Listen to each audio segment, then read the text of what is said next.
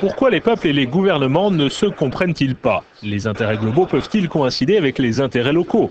Telles sont les questions abordées lors d'un cycle de conférences intitulé littéralement « Europe, qu'est-ce qui cloche ?» Universitaires, chercheurs et décideurs se rencontrent dans 5 capitales, Rome en mars, Budapest en juin, Madrid en octobre et Istanbul en début d'année prochaine. Ce cycle de conférences a débuté en janvier à Paris. Euronews a rencontré 2 experts des questions européennes, Thomas Koenig, professeur à l'université allemande de Speyer, et Jean Quatremer, le correspondant à Bruxelles du quotidien français Libération et co-auteur d'une somme sur les coulisses du pouvoir de Bruxelles.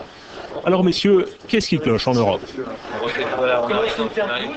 Pour moi, cette crise, elle est en grande partie due à nos élites politiques, qui n'ont pas appris à nos citoyens à aimer l'Europe.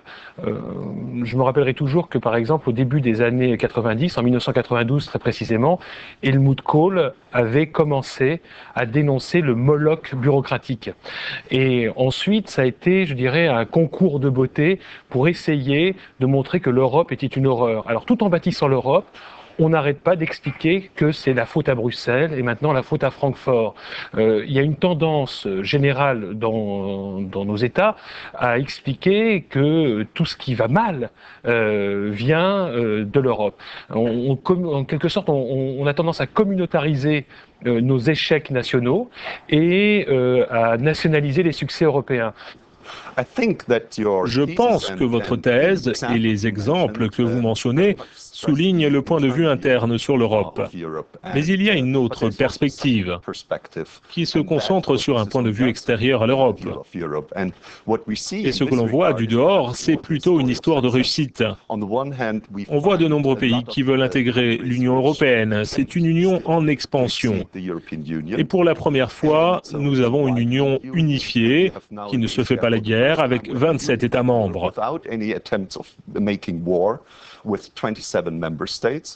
Et il y a des nations puissantes comme les États-Unis, la Chine, le Japon, etc., qui voient l'Union européenne comme une union compétitive et efficace qui négocie âprement, par exemple sur les droits tarifaires, et si l'on se tourne vers l'avenir, on va plus se concentrer sur la politique climatique.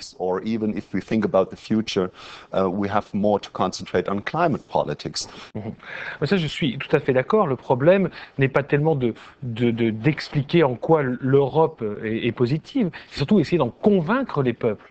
Et les peuples ne sont pas convaincus, parce que l'Europe, dès le départ, s'est concentrée sur les questions économiques, sur la concurrence, sur la déréglementation, etc., etc. Mais les États ont refusé, par exemple, de partager leur souveraineté sociale et fiscale. Si bien que, petit à petit, l'Europe est apparue comme un organe de dérégulation, un organe un peu menaçant qui ouvre les frontières, qui oblige à mettre fin aux monopoles nationaux, qui oblige à la réforme, alors que les États gardaient pour eux tout ce qui était protecteur. Et si vous rajoutez là-dessus la mondialisation, avec donc une Europe qui déréglemente et une mondialisation qui oblige à se moderniser à grande vitesse pour supporter le choc extérieur, les gens ont peur. Donc que l'Europe soit positive, c'est certain, sauf qu'on ne leur a pas expliqué que c'était positif. Je pense que votre argument est juste. Beaucoup de personnes n'aiment pas ce que l'Union européenne symbolise pour le moment. Mais toutefois, de nombreux gouvernements, et notamment la présidence allemande de l'Union, sont au courant de cet effet et ils relancent le projet constitutionnel afin de montrer aux gens que la Constitution peut améliorer la situation. La Charte des droits fondamentaux sera introduite, ou un autre aspect, que le Parlement européen participe plus aux décisions prises. Brutalement, l'Europe est passée de 15 à 25, aujourd'hui 27 pays. Et on n'a pas expliqué aux gens ce qui se préparait.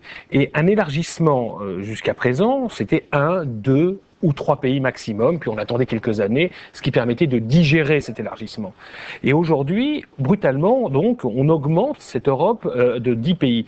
Une augmentation pareille, dans un corps humain, ça s'appelle un cancer. C'est trop rapide. Et les gens, je pense, ont eu peur. Donc, ça complique encore un peu plus l'enjeu constitutionnel. Oui, tout à fait. La présidence allemande de l'Union porte ce projet et je pense, tout du moins selon les études faites, qu'il y a deux solutions pour faire aboutir le processus constitutionnel. Le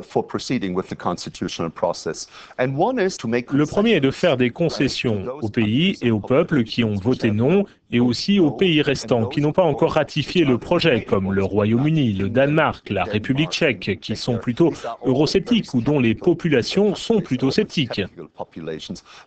Par exemple, nous pensons que si la présidence allemande propose de réduire le nombre de voix de l'Allemagne au Conseil, alors la solution est à portée de main.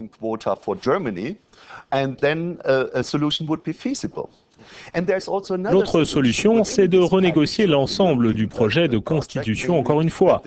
Selon nos recherches, le moins que l'on puisse dire est qu'un traité est encore possible, mais plus petit, qui devra correspondre aux intérêts de tous les gouvernements et de tous les peuples de l'Union.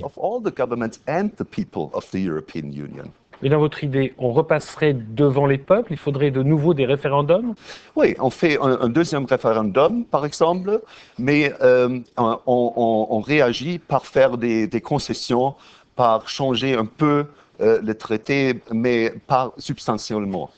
Alors, moi, ma crainte avec cette solution-là, c'est qu'on néglige encore une fois, l'état des opinions publiques. Aujourd'hui, une grande partie de la gauche française, notamment, pense que l'état social, et la démocratie même, n'est possible que dans le cadre de l'état-nation.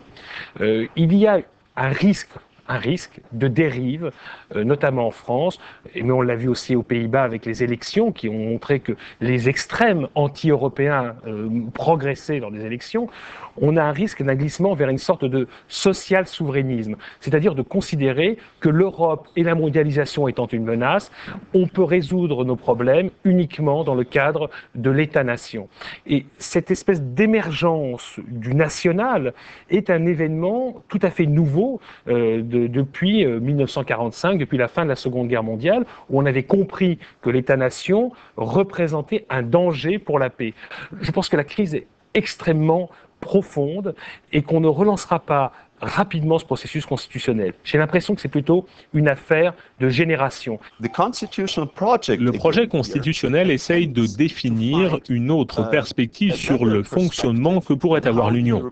Voilà ce qu'il faut faire. Réduire le texte constitutionnel à ses paragraphes les plus importants, le réduire aux questions les plus importantes pour apporter une véritable réforme et ne pas retomber dans le statu quo.